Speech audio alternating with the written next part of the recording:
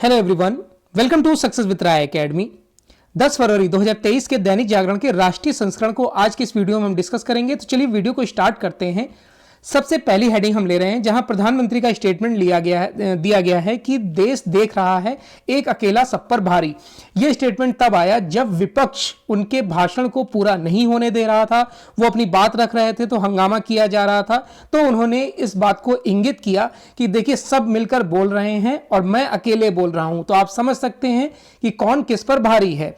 अपने 85 मिनट के भाषण में उन्होंने ये भी बोला कि आप जितना कीचड़ उछालेंगे कमल उतना ही खिलेगा। मेरे साथ पूरे 140 करोड़ देशवासियों का भरोसा है और वही मेरा सुरक्षा कवच है। लोकसभा की तरह ही राज्यसभा में भी राष्ट्रपति के अभिभाषण पर चर्चा के दौरान विपक्ष की ओर से मोदी पर आरोप लगाए गए। पीएम ने साफ किया कि देश के लिए अपना जीवन खपा देने के बाद उन्हें विपक्ष के झूठे और मनगढ़ंत आरोपों की परवाह बिल्कुल भी नहीं है। उनका जो लक्ष्य है वो 140 करोड़ देशवासियों को 2047 तक विकसित राष्ट्र बनाने के संकल्प का है। 85 मिनट का उनका टोटल भाषण था। उन्होंने सभी जो भी प्रयास किए जा रहे हैं विकसित राष्ट्र बनने के लिए भारत के, उन सभी को उन्होंने गिनाया। नेक्स्ट है, देखिए पीटी उषा कल राज्यसभा की सभापति बनी। राज्यसभा की कार्रवाई की धनखड़ की अनुपस्थिति में, और ये एक पहला अवसर था जब कोई प्लेयर यानी कोई खिलाड़ी इस पर बैठा है। तो ये पिक उसी की है। हिमाचल में अदानी के स्टोर की जांच, रिकॉर्ड जब्त। ये न्यूज हमारे काम की नहीं है, इसको ड्रॉप कर देंगे। इस न्यूज पर आते हैं कि भारत में मिला लिथियम का पहला भंडार। देखिए भारतीय भूवैज्ञानिक सर्वेक्षण यानी कि जीएसआई ने जम्मू कश्मीर के रियासी जिले में लिथियम के भंडार का पता लगाया है। यह देश में मिला पहला लिथियम का भंडार है। बैटरियों की बढ़ती जरूरत को देखते हुए इस भंडार को काफी अहम माना जा रहा है। देश के लिए बहुत ही महत्वपूर्ण सिद्ध भी होगा ये। अभी जो भंडार मिला है वहां पर लगभग 59 लाख टन लिथियम होने का अनुमान बताया गया है। सेंट्रल जियोलॉजिकल प्रोग्रामिंग बोर्ड यानी कि सीजीपीबी की 62वीं मीटिंग में जो खनन सचिव हैं विवेक भारद्वाज, उन्होंने बताया कि देश में पहली बार लिथियम का भंडार मिला है और वह भी जम्मू कश्मीर में। चाहे मोबाइल फोन की बात हो, सोलर पैनल की बैटरी की बात हो, कुछ अहम खनिजों की आवश्यकता सदैव बनी रहती है। सरकार महत्वपूर्ण धातुओं की आपूर्ति श्रृंखला को मजबूत करने की दिशा में सतत प्रयासरत है। ऑस्ट्रेलिया एवं अर्जेंटीना में खदानें ली जा रही हैं। अभी लिथियम, निकल व कोबाल्ट जैसे खनिजों के लिए भारत आयात पर निर्भर है। जीएसआई को जम्मू कश्मीर में सोने के डिपॉजिट भी मिले हैं। सीजीपीबी की बैठक में जीएसआई ने 11 राज्यों में विभिन्न खनिजों के भंडार मिलने की जानकारी संबंधित राज्यों को दी है। अब ये संबंधित राज्य कौन से हैं? जम्मू कश्मीर, आंध्र प्रदेश, छत्तीसगढ़, गुजरात, झारखंड, कर्नाटक, मध्य प्रदेश, उड़ीसा, राजस्थान, तमिलनाडु और तेलंगाना। चलिए नेक्स्ट न्यूज है कि असम में स्टाम्प पेपर पर हो रही है बच्चों की शादी। असम में कुछ मां बाप ऐसे हैं जो अपने नाबालिग बच्चों की शादी स्टाम्प पेपर पर एग्रीमेंट करके कर रहे हैं। राष्ट्रीय बाल अधिकार संरक्षण आयोग ने ऐसे एग्रीमेंट का संज्ञान लिया है और इसकी शिकायत असम सरकार से की है। राज्य सरकार ने भी शिकायत पर संज्ञान लेकर कार्रवाई के आदेश दिए हैं। राष्ट्रीय बाल आयोग को 2 वर्ष से शिकायतें मिल रही हैं कि असम में बच्चों की शादी का स्टैम्प पेपर पर एग्रीमेंट कराने का चलन है। ऐसे कई एग्रीमेंट आयोग को मिले हैं। चलिए नेक्स्ट न्यूज पर आते हैं।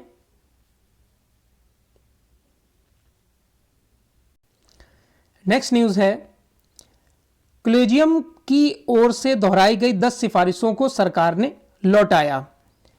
न्यायाधीशों की नियुक्ति को लेकर सरकार और न्यायपालिका में चल रही खींचातान के बीच सरकार ने सुप्रीम कोर्ट कॉलेजियम द्वारा दोहराई गई 10 सिफारिशों को पुनर्विचार के लिए कॉलेजियम को वापस भेज दिया। इस मामले को स्पष्ट करते हुए सरकार ने यह भी कहा कि ऐसा पहले भी हो चुका है। सरकार ने गुरुवार को राज्यसभा में दिए एक लिखित जवाब में बताया है कि पूर्व में ऐसे कई उदाहरण हैं जब सुप्रीम कोर्ट कॉलेजियम ने सरकार के विचारों से सहमति जताते हुए अपनी अपनी जो सिफारिश है उसको दोहराई गई सिफारिश को वापस ले लिया था।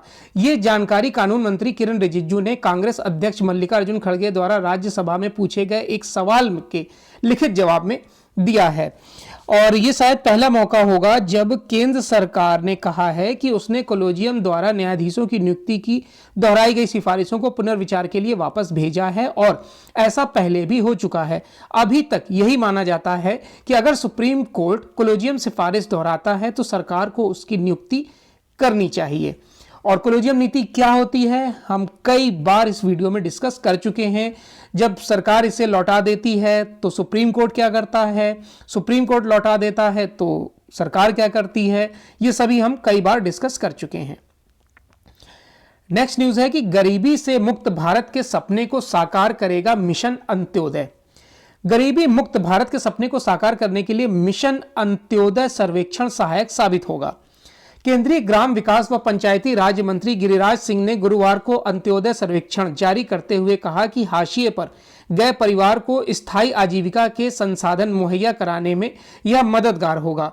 देश के चुनावी राज्यों को छोड़कर बाकी सभी 2.70 लाख ग्राम पंचायतों में सर्वेक्षण का काम पूरा किया जाएगा। इस सर्वेक्षण को 1 महीने के भीतर पूरा कर लिया जाएगा।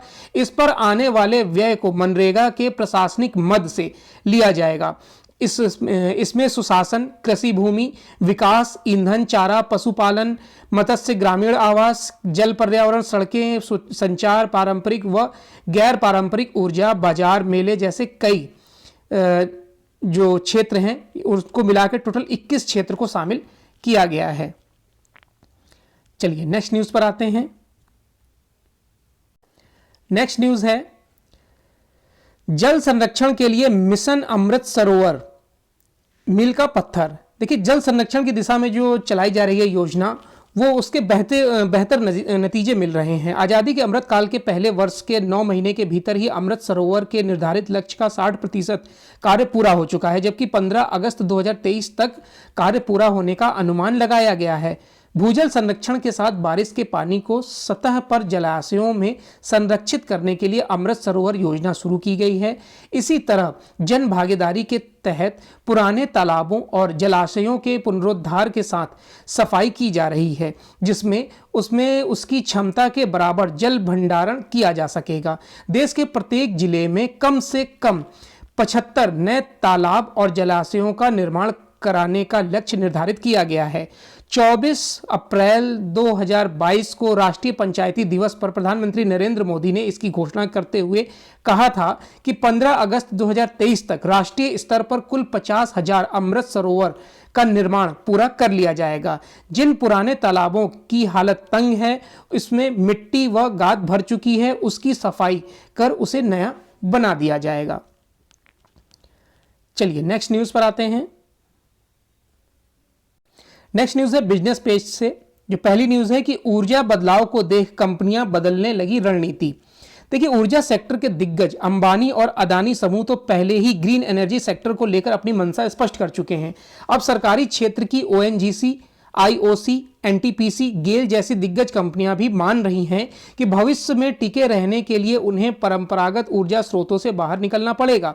इनमें से अधिकांश कंपनियों ने बेंगलुरु में बुधवार को समाप्त हुए एनर्जी इंडिया वीक में अपनी भविष्य की झलक दी है। जैसे ओएनजीसी अगले 10 वर्षों में ऑफशोर विंड एनर्जी से लेकर बायोफ्यूल को बढ़ावा देने वाली एक प्रमुख कंपनी होगी। आईओसी और गेल भी रिन्यूएबल ऊर्जा के रूप में कई सेक्टरों में विस्तार करने की रणनीति को अंतिम रूप देने में जुटी हुई हैं। ओएनजीसी के जो सीएमडी हैं अरुण कुमार सिंह का कहना है कि ऊर्जा सेक्टर में जितनी तेजी से बदलाव हो रहा है उस पर हमारी कंपनी की पूरी नजर है। देश को अभी लंबे समय तक पारंपरिक ईंधन जैसे कच्चे तेल की जरूरत रहेगी और पूरी तरह से हरित ईंधन को देश भर में अपनाने से पहले हम एक ऐसे दौर में होंगे जिसमें कम प्रदूषण फैलाने वाले ईंधनों को मांग भी काफी ज्यादा होगी। चलिए नेक्स्ट न्यूज पर आते हैं।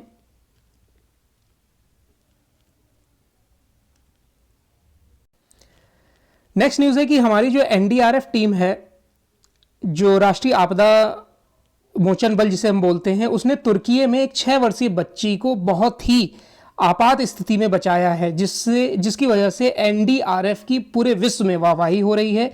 वही पिक यहां पर दिखाई गई है। दूसरी न्यूज पर आते हैं कि पुतिन से मिले डोभाल, द्विपक्षीय मुद्दों पर बातचीत हुई है। भारत के जो राष्ट्रीय सुरक्षा सलाहकार हैं यानी कि एनएसए अजीत डोभाल ने गुरुवार को रूस के राष्ट्रपति व्लादिमीर पुतिन से मुलाकात की। इस दौरान द्विपक्षीय मुद्दों पर वार्ता के साथ ही मौजूदा रणनीतिक रिश्तों को और मजबूत बनाने की सहमति जताई गई है। बढ़ते कारोबारी रिश्ते और एक दूसरे की मुद्रा में द्विपक्षीय कारोबार करने को लेकर भी बात हुई है। डोभाल रूस की तरफ से अफगानिस्तान मामले पर आयोजित एक बैठक में हिस्सा लेने के लिए मॉस्को गए हुए हैं। डोभाल पुतिन के बीच इस वार्ता के बाद भारत और रूस के विदेश मंत्रियों के बीच भी मार्च 2023 के पहले हफ्ते में द्विपक्षीय मुलाकात होने की संभावना है। रूस के विदेश मंत्री सर्गेई लावरोव G20 देशों की बैठक में हिस्सा लेने के लिए भारत आ रहे हैं। इससे पहले एस जयशंकर ने नवंबर 2022 की यात्रा की थी, जिस दौरान द्विपक्षीय रिश्तों की पूरी समीक्षा की गई थी। भारतीय वीजा आवेदकों को राहत, अमेरिका में खत्म होगा बैकलॉग। अमेरिकी वीजा के लिए आवेदन करने वालों के लिए राहत भरी खबर है। अमेरिकी विदेश विभाग ने वीजा बैकलॉग को जल्द से जल्द समाप्त करने की अमेरिकी राष्ट्रपति आयोग की सिफारिशें मान ली हैं। भारत उन देशों में है जहां कोरोना संबंधी यात्रा प्रतिबंध समाप्त होने के बाद अमेरिकी वीजा के लिए आवेदन में काफी तेजी देखी गई है, लेकिन वीजा प्रतीक्षा अवधि काफी अधिक होने से वे परेशान थे। राष्ट्रपति आयोग ने अपनी सिफारिशों में सुझाव दिया था कि भारत में वीजा बैकलॉग को समाप्त करने के लिए अमेरिकी राजनयिक मिशन को अतिरिक्त वीजा कर्मचारियों को नियुक्त करना चाहिए। एशियाई देशों में वीजा प्रतीक्षा अवधि 400 दिन से अधिक है। इसे 2 से 4 सप्ताह करने की सिफारिश की गई है। भारत में B1 यानी कि बिजनेस और B2 यानी कि पर्यटक श्रेणी में सबसे अधिक वीजा आवेदन हैं। तो ये आज का यानी 10 फरवरी 2023 का दैनिक जागरण का राष्ट्रीय संस्करण था। आई होप आपको वीडियो अच्छा लगा होगा। अगर वीडियो अच्छा लगा हो तो लाइक और शेयर कर दीजिएगा। वीडियो देखने के लिए धन्यवाद।